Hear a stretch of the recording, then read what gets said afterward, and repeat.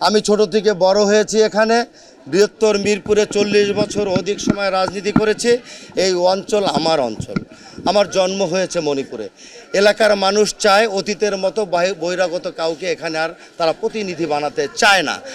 আমি যেহেতু এলাকার সন্তান, এলাকার মানুষ আমাকে ভোট দিয়ে প্রতিনিধি নির্বাচিত করতে চায়। এরা প্রকাশ্যে বলছে, গণসংযোগ চলাকালীন সময় আপনারা দেখেছেন আশেপাশের বাড়ির ছাদ, উঠান, ব্যালকনি এবং রাস্তাঘাট থেকে আমাকে জড়িয়ে ধরে বলছে এতদিন পরে বিএনপি তার এলাকার সন্তানকে মনোনীত করেছে, এইবার আমরা এলাকার সন্তানকে আমরা আপনাকে ভোট দিয়ে নির্বাচিত করব। একটা প্রশ্ন আছে আপনাদের, সেটা হচ্ছে জামাত আমির এখান থেকে দাঁড়িয়েছেন, আপনার প্রতিপক্ষ, আপনি কোনো চ্যালেঞ্জ দেখছেন কিনা এবং সহাবস্থান রয়েছে কিনা জামাতের সাথে আপনাদের?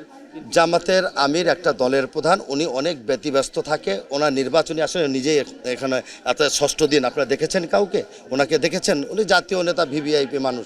ঢাকা 15 আসনে মানুষ চায় যে এই মানুষটা শুধু 15 আসনে তার জনগণকে পাশে নিয়ে সহযোগিতা করবে এবং সেবাদানে যথেষ্ট ভূমিকা পালন করবে।